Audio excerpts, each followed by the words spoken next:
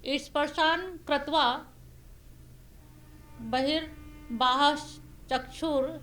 चैवांतरे भ्रुवो प्राणपानो समौ कृत्वा नासाभ्यंतरचारणो यतेन्द्रिय मनो बुद्धि मुनिर निर्योगक्षेम परायण विगते भय क्रोध स यह सदा मुक्त स एव सह।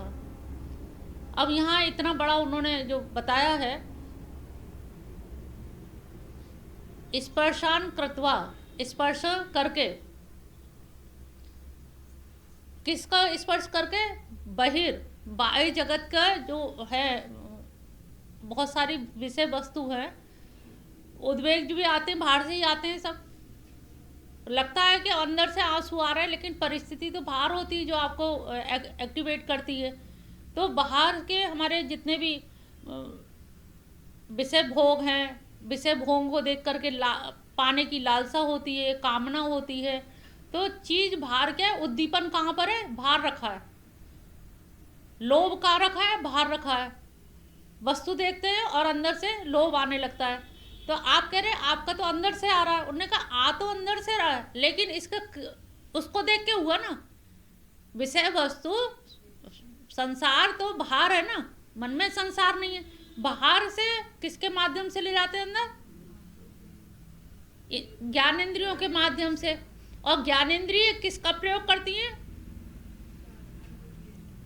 पंच तन्मात्राओं का। और पंच तन्मात्राओं से फिर अंतःकरण में बातें जाती हैं, और अंतःकरण की बात वो फिर हृदय में बस जाती है। फिर हम कहते हैं ना, ये बात मुझे चुभ गई, ये कील की तरह से मेरे ये बात चुभन महसूस कर रहे हैं, या चुभन लग रही है। तो ये जो अंदर की चुभन है, ये आई कहाँ से? बाहर से। आंखों से, कान से। बुराई कहाँ से सुनी?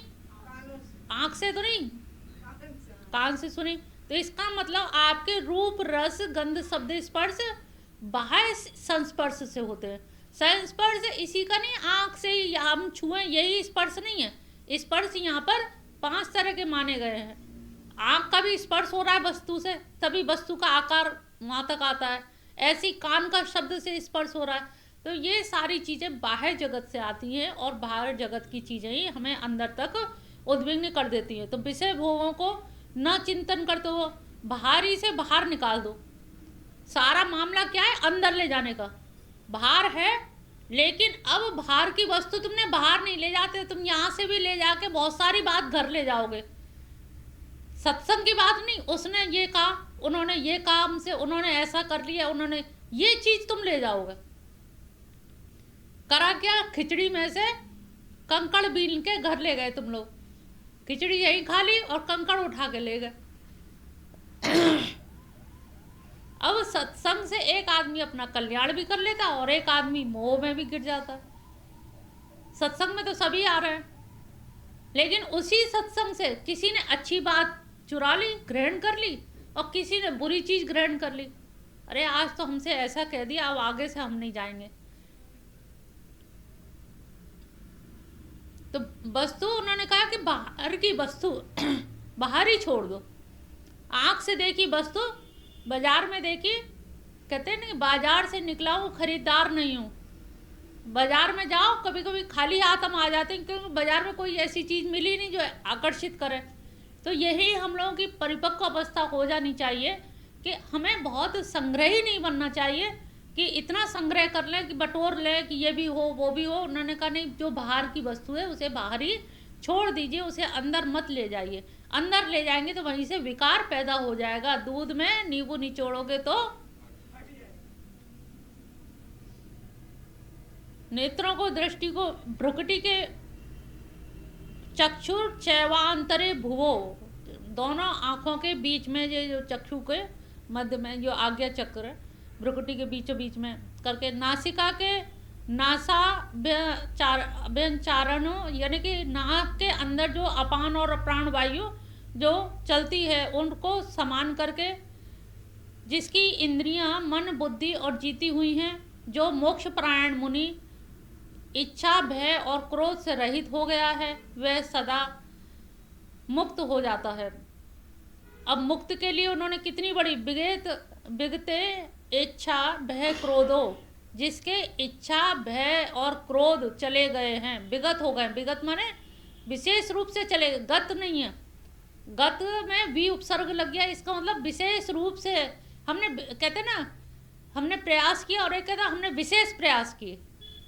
तो विगत भी वही हो गए, विशेष प्रयास के द्वारा हमने ऐसे किए, क्योंकि हमने भ्रुकुटी में ध्यान लगाया, और भ्रुकुटी में ध्यान लगा करके हमने प्राण अपान वायु को समोकृतवा, यानी कि कुंभक की स्थिति में आ गए।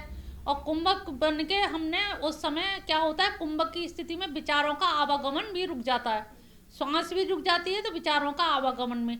तो सबसे पहले मेन चीज़ है कि आप देखिए, श्वास सबकी चल रही है और बचपन से अब तक चल रही है, लेकिन हम लोग उसकी वैल्यू नहीं समझ रहे हैं। 10 बार पहले भी बहुत बार कहा है कि श्वास आ रही है और जा रही है, ये तीर के बराबर है। तीर कमान चल रहा है, जैसे तीर पे क्या है, अगर हम कोई चीज़ बैठा दें या कोई चीज़ निशाना, तो तीर सीधे वहाँ जाके लगेगा। तो ऐसे ही तीर श्वास के रूपी या श्वास रूपी जो प्राण और अपान वायु है, जो ऊपर जा रही है और अंदर आ रही है, इस पर हम कृष्ण नाम को लिख दें पूरे तीर पे, कृष्ण कृष्ण कृष्ण, तो 7 बार कम से कम लिख जाएगा एक बार, और अंदर जाएगी तो 7 बार। तो एक बार की पूरी सांस लेने में 14 बार आपके कृष्ण नाम का उच्चारण हो रहा है। लेकिन हम लोग उस वायु की वैल्यू नहीं समझ रहे हैं। कोरोना में जो लोगों ने वैल्यू समझी और फिर सब अब भूलते जा रहे हैं। वो एक ऐसी घटना थी, हो गई थी, खत्म हो गई, अब सब भयमुक्त हो गए। उन्होंने कहा एक आया था बैक्टीरिया, उन्होंने कहा बैक्टीरिया कौन सा आया था? कठोपनिषद में कहा है अणु से अणुतम, सबसे छोटे से छोटा बैक्टीरिया तो यही है, वायरस। तो इनसे अणु कौन हो सकता है? यही तो महाकाल के रूप में किसी न किसी रूप में आते हैं। तो यही इन्हीं का ही सारी लीला है, और उन्हीं को हम नहीं याद करते हैं। और वो कहते हैं तू मेरी शरण में आ जाएगा तो तुझे ये सारे भय, अचानक मृत्यु होना भी बड़े वैसी दुखद स्थिति है। माना कि मरना निश्चित है, लेकिन समय से पहले मरना। अभी तक आप सब लोग अपने गोरख धंधे में लगे रहे कि बच्चे बड़े हो जाएं, घर बन जाए, ये हो जाए, वो हो जाए। अब जो समय मिला है, ये बहुत कीमती समय मिला है। ये वाला समय, ये समझ लो, जैसे हम सोचते हैं 25 तक हमें शिक्षा अध्ययन करनी है, विद्यालय की शिक्षा लेनी है, लेकिन 25 के बाद विवाह हो गया, 50 हो गए। 50 के बाद का समय हम कहाँ दे रहे हैं? 50 का बाद का समय टोटल कृष्ण का समय है, टोटल धर्म का समय है, टोटल अध्यात्म का समय है। जैसे IQ EQ होता है, इसी तरह से स्पिरिचुअल का भी होता है, SQ भी होता है। कि अगर स्पिरिचुअल लेवल पे आप लोग नहीं बढ़े तो आपका मानव शरीर धारण करना व्यर्थ हो जाएगा। और अब व्यर्थ हुआ तो कुछ नहीं व्यर्थ हुआ, जन्म जन्मांतर व्यर्थ हो गए। अभी की व्यर्थ की तो आप सोच लो कि थोड़ा पाप ही कर लेते, लेकिन थोड़ा कष्ट ही तो उठाना पड़ेगा। और ये नहीं पता ईश्वर के विधान में थोड़े से पाप की सजा बहुत है। जैसे पंचम स्कंद में देखने को मिलता है, भागवत में जो नरकों का वर्णन है उसे जरूर पढ़ा करें। भागवत में सब लोग इधर उधर की कथा कहानी लीलाएं बता देते हैं, लीलाओं के साथ साथ मनुष्य को जो नरक की जो स्थिति है वो जरूर बतानी चाहिए। कि आपकी छोटी सी भी, अगर आप कुदृष्टि से किसी को देख रहे हैं, या किसी के धन को देख रहे हैं, या किसी का हरण कर रहे हैं, छोटी छोटी गलतियों की भी कितनी बड़ी बड़ी सजा है, बहुत भयंकर कष्ट मिलते हैं। लेकिन वो कष्ट सामने नहीं हो रहे हैं, दिख नहीं रहे।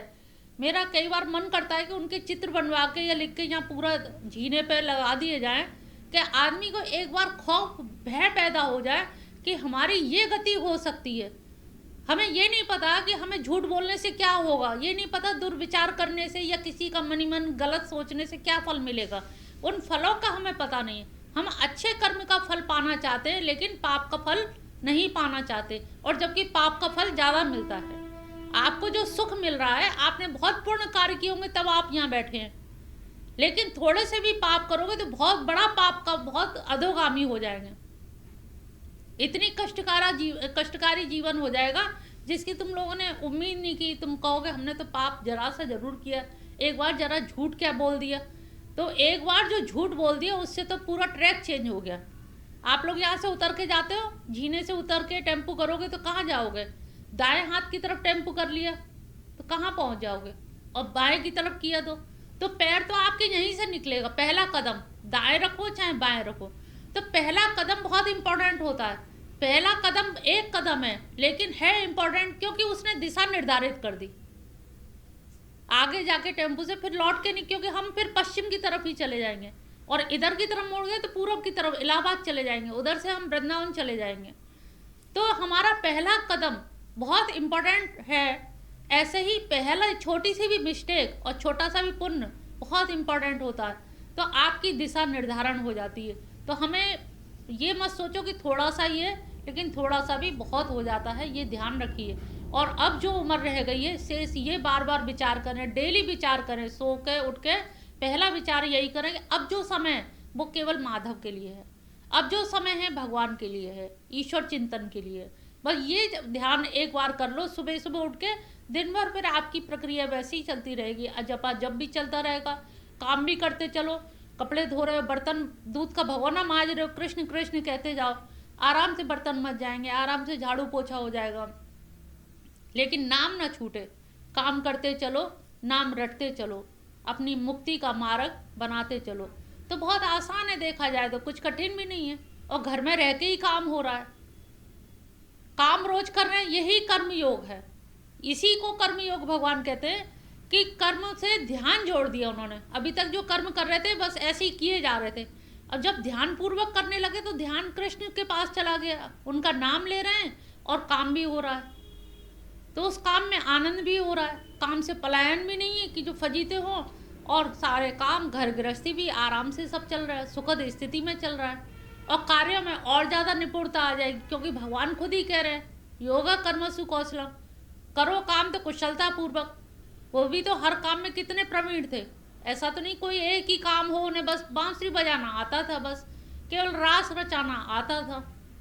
ऐसा सुदर्शन चक्रधारी, किस तरह से उन्होंने, देखा जाए तो मतलब भीष्म पितामह ने जब प्रतिज्ञा करी तो वो सीन आंखों से हटता नहीं कि कैसे वो भागे हैं, कैसे दौड़े हैं, और उनकी दौड़ और उनका वो देख करके पृथ्वी भी हिलने लगी। तो अपना पीताम्बर पृथ्वी पर डाल दिया, और वो सुदर्शन चक्रधारी को देख करके भीष्म पितामह भी कह उठे कि अरे वाह कन्हैया, तुम्हारे इसी रूप को देखने के ही लिए मैंने बस इतना ये सब सरंजाम जुटाया कि तुम्हारी ये छवि देखने को मिल जाए। तुम्हारे हाथ में मैंने शस्त्र तो उठवा दिया। उन्होंने कहा मैं भक्त की तो लाज रखता हूँ, अगर भक्त ने कुछ संकल्प किया है तो मुझे पूरा तो वो करना ही पड़ता है। तो उनका जो भाव और जो उनकी स्थिति है, तो ऐसे कन्हैया को भी अगर हम याद ना करें, जो किसी चीज़ में, जहाँ गीता जैसा ग्रंथ अभी तक कोई भी उसका सानी नहीं रखता, कोई समकक्ष नहीं है, तो उसमें भी हमें सारी चीज़ उपलब्ध हैं। कर्म ही नर पावत नहीं, बस हम लोग कर्म ही नहीं हो जाते हैं कभी कभी, कि सारी चीज़ उपलब्ध होते हुए भी हम उनका लाभ नहीं उठा पा रहे हैं। तो जो विषय हैं उनको बाहर के बाहर रहने दो। हम कहते हैं ना कोई बात है इसे यहीं छोड़ दो, लीव दिस टॉपिक, छोड़ दो यहीं पर। कह लें अरे छोड़ कैसे दें, ये तो मेन मेरे ईगो पे आ रहा है, मेरी मान सम्मान की बात है। फिर वही आ गया मेरा मान और सम्मान, इन्हीं सारी चीज़ जिस पे हम लोग झगड़ते हैं, वही बात भगवान ने कही है। ये सोचो वो कितने बड़े मनोवैज्ञानिक थे कि इस कलयुग में हम लोग पैदा हुए हैं, और कलयुग वालों के लिए भी उन्होंने ऐसी बात कह दी कि जिससे उनका भी जीवन सुखद हो सके। तो ये सब बातें हमारे अपनों के बीच की हैं, यहाँ कोई बहुत संन्यास की बात नहीं की है कि गेरुआ वस्त्र धारण करके जंगल में चले जाओ, एक पैर से खड़े होकर एक हाथ ऊपर करके ऐसे धूप को पान करें, गर्मी में धूप में अग्नि से घेर के। तो वो सारी चीज़ें जो पहले होती थी उन्होंने किसी चीज़ का वर्णन नहीं किया, सिर्फ ये कहा है काम क्रोध को जीत लो, और हम लोग उसी को नहीं जीत पा रहे। उन्होंने कहा बाहर जो तुम देख रहे हो ना, दो शरीर बना लो, एक बाहर का शरीर है जो व्यवहार जगत चलाता है, और एक अंदर का शरीर है जहाँ केवल माधव बैठे हुए हैं ठसाठस, कृष्ण के अलावा। क्योंकि हमें वहाँ गए हैं तो वहीं कैसे हो गए, और घर लौट के फिर हम वहीं, जैसे इलास्टिक है, रबड़ को खींचो तो खिंचती जाएगी, और जब छोड़ो तो वो वहीं की वहीं आ जाती है। तो इसी तरह से अपने मन को अगर हम कहीं गए हैं तब वहीं वैसे ही समायोजन करके फिर घर लौट आओ, चतुर चितेरी की तरह। नहीं, हमें उन विषयों को लाना नहीं है, घर तक नहीं लाना है। हम जैसे कहते हैं ना, अरे मंदिर है यहाँ तो ऐसा मत कहो, यहाँ ऐसा मत बोलो, तो ऐसे ही हमें सोचना चाहिए कि घर एक मंदिर है, और घर एक मंदिर है, उसमें भी हमें इन सब चीज़ों को नहीं लेके आना है। बाहर की वस्तु आंखों से जो देखा उसको वहीं की वहीं छोड़ दें। कानों से जो सुना हमारी अपनी बुराई है तो समझ लो ये तो पूर्ण बढ़ा रहा है व्यक्ति। कितना हो भागे, ये हमारा शत्रु कैसे परम मित्र हो सकता है जो हमें पुण्य दे रहा है, और जो तुम्हें सम्मान दे रहा है तो ये सोचो वो तो तुम्हारा कहीं ना कहीं पुण्य ले रहा है। तो हम उससे घृणा क्यों करते हैं? आखिर ये घृणा क्यों? क्योंकि हम सही मर्म को पकड़ नहीं पाते। आज देखो सुन तो रहे हैं लेकिन पकड़ नहीं पाएंगे। अभी 4 दिन बाद कोई बुराई करेगा तो जरूर उद्विग्नता हो जाएगी, अरे उसने ऐसा ऐसा कहा हमने सुना। अरे आपको खुश हो के कोई ऐसा मुझे दिखा दे, खुश हो के कोई बुराई करे, आपस में ही तुम एक दूसरे की बुराई करके और सहनशीलता बढ़ाओ कि जिससे ये परिपक्वता आ जाए कि हम बाहर के जगत में भी इस तरह का व्यवहार कर सकें। तो ये अगर आपको रियाज इसकी होती रहेगी तो निश्चित जानिए आप बाहर के जगत में भी मैच्योर हो जाएंगे, परिपक्व हो जाएंगे। तो हम बाहर के बाहर विषयों से उनको वहीं की वहीं विदा कर दें और अंदर ना लेकर के आए, चाहे नेत्रों से ग्रहण करें या जो भी है, सारी चीज़ों को जितने भी रूप रस गंध स्पर्श है ले और उनको वहीं की वहीं त्यागें। और ये काकस आपको एक बनाना पड़ेगा घेरा कि अंदर मेरा जो घेरा है इसमें कोई भी एंट्री नहीं करेगा।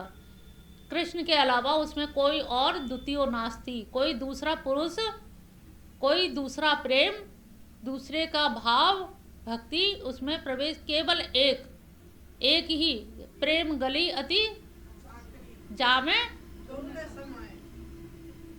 वही होना है। बस ये करना है, इतना से ही कर लो। सब तो तुम लोग जानते हो, सब जानते हो, कोई जानने का